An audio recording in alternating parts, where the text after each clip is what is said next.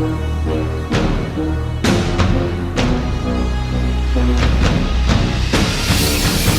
the early hours of November 13th, 2022, in Moscow, Idaho, a sleepy little college town tucked up near the Washington border, where the biggest drama's usually a frat party getting out of hand.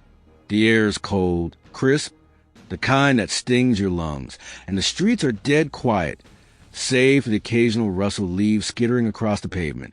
At 1122 King Road, a 3-story rental house sits just off the University of Idaho campus. Nothing fancy, just a creaky old place where 5 girls live, a hub for late-night laughs and hungover Sundays. Tonight, 4 of them, Kaylee Goncalves, Madison Mogen, Xana Kernodle, and Ethan Chapin, are home, winding down from a Saturday night out. The 5th roommate away, and 2 others, Dylan Mortensen and Bethany Funk, are asleep downstairs. It's around 4 a.m., the world still, and then, out of the dark, death slips in. He's already there, lurking, a shadow among shadows. Bryan Kohberger, 28, a criminology Ph.D. student from Washington State University, just 8 miles away, isn't here to party. He's got a K-bar knife, 7-inch blade, serrated, the kind that tears through flesh like paper, and he's moving fast, silent. A predator who's been here before. Upstairs, Kaylee, 21, and Maddie, 21, are crashed out in Maddie's 3rd-floor bedroom, tangled in sheets, still buzzed from a night at the corner club bar. Down on the 2nd floor, Xana, 20, and her boyfriend Ethan, 20, are in her room.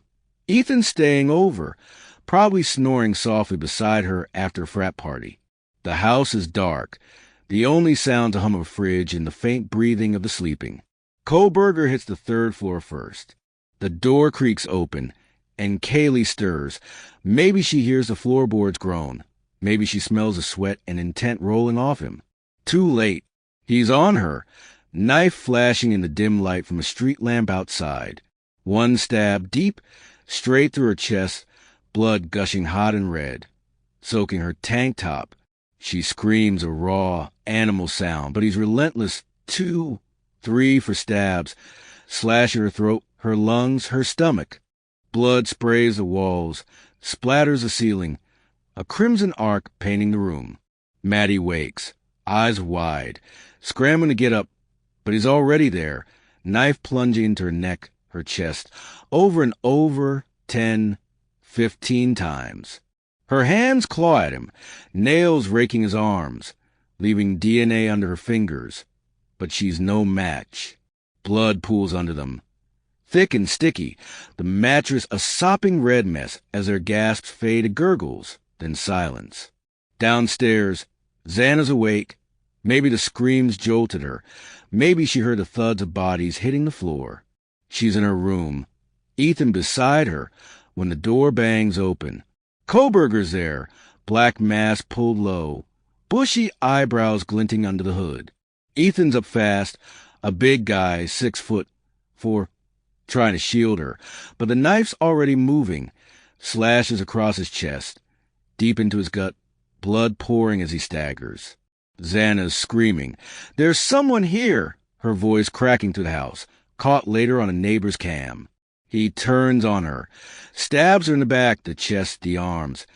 20 times total between them, flesh ripping, bones cracking, blood flooding the sheets. Ethan's down, choking on his own blood. Xana's fighting, kicking, but the blade keeps coming, her throat slit, her eyes locked on his as life drains out. The room's a slaughterhouse, walls dripping red, the air thick with copper and death. He leaves a tan leather knife sheath on Maddie's bed. His DNA on the snap, a rookie mistake or a taunt. Downstairs, Dylan wakes to the chaos, sees a masked man, tall, athletic, slipping out the sliding glass door. She freezes, locks her door, waits, till noon to call 911, too scared to move. The house sits silent, a tomb, till cops bust in for bodies, blood everywhere. A scene so grisly it'd make a butcher flinch. Who the hell does this? Let's meet the monster behind the mask. So who's this guy? Bryan Christopher Kohberger, born November 21st, 1994, in Albrightsville, Pennsylvania, a nowhere town in the Poconos, all pine trees and dead-end roads. His folks, Michael and Marianne, are regular people. Dad's a maintenance worker, Mom's a substitute teacher, both grinding to keep the lights on.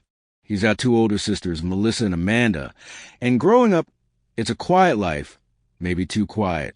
Little Brian's a chunky kid, awkward, the kind who gets picked last in gym class.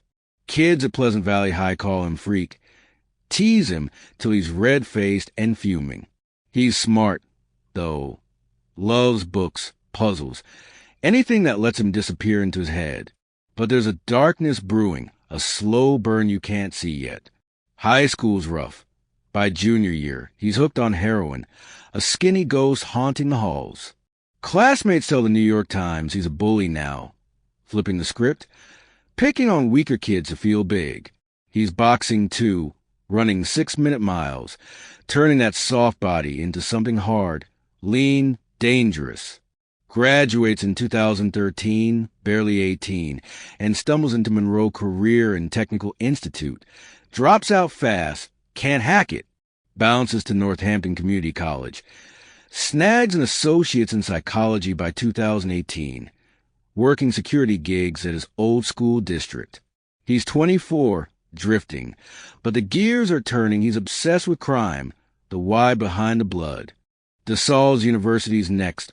Bachelor's in psychology, then a master's in criminal justice by 2022. He's deep in it now, posting on Reddit in 2020 for a study asking ex-cons, how'd you pick your victim? What did it feel like? Creepy as hell, but no one blinks. Fits the curriculum, right? Classmates like Brittany Slavin tell CBS News he's quiet, intense, always dissecting crime scenes in class, building theories like he's living them. He's got autism spectrum disorder. His lawyers say later, rigid thinking, obsessive, struggles with people, but it's not slowing him. Summer 2022, he's 27, lands at Washington State University for a PhD in criminology 8 miles from Moscow. Teaching assistant, smart as hell but off. Classmate BK Norton tells people he's intelligent but quiet. The kind who stares too long. He's got a white Hyundai Elantra. 2015, a car that'll damn him later. Lives alone in Pullman. A sterile apartment, no friends, just books and a growing itch. Posts on X from back then. Deleted now. Hint at a guy fascinated by killers, maybe jealous of them. August 2022, he's pulled over twice in that Elantra.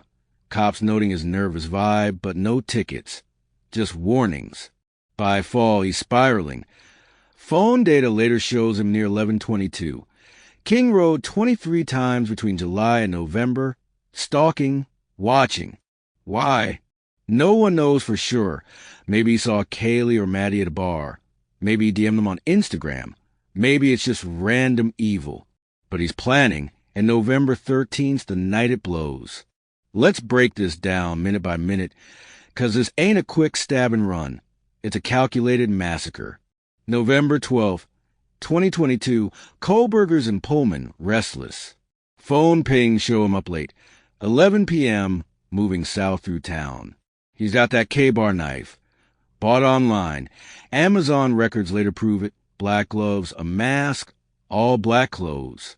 Around 2:47 a.m., his phone's off the grid, deliberate, cops say, to dodge tracking. He's in the Elantra, driving the 8 miles to Moscow, a ghost on the highway.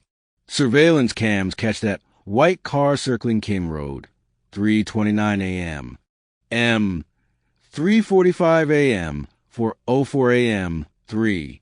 Loops. Scoping the house. Lights off. No one stirring. 4 a.m. He parks nearby, maybe behind the house, in the shadows of the trees. Slips out, knife in hand, heart pounding but steady. Climbs to the second floor. Sliding doors unlocked. A gift. Xana and Ethan first. He's in, silent. Boots soft on the carpet. Xana's awake, eating DoorDash, sees him. There's someone here. And he lunges. Ethan's up fighting, but the knife's faster. Slashes his chest, guts him, blood everywhere. Xana's next. Stabs her back, her chest, her screams muffled by the walls. They're down, bleeding out, 10 minutes tops. Up to the third floor, Maddie and Kaylee, asleep, defenseless. Doors open, he's in. Kaylee first, knife tearing through her chest, her throat, blood soaking the bed. Maddie wakes, fights, scratches him, DNA under her nails. But he's too strong, stabs her, till she's still, a red ruin beside her friend. 15 minutes total. For dead, blood dripping through the floors. He drops the sheath, panic or arrogance, and slips out for 20 a.m., Elantra speeding off, caught on cam. Phone pings back on at 4:48 a.m., south of Moscow, then home to Pullman by 5:30 a.m. He's done, calm, like he just aced a test. Why them? No clear link. Maybe he stalked them. Maybe it's a criminology experiment gone live. The sheath's DNA, his car, his phone tie him tight, but the why haunts us still. What's cooking in this guy's head? Let's dig in.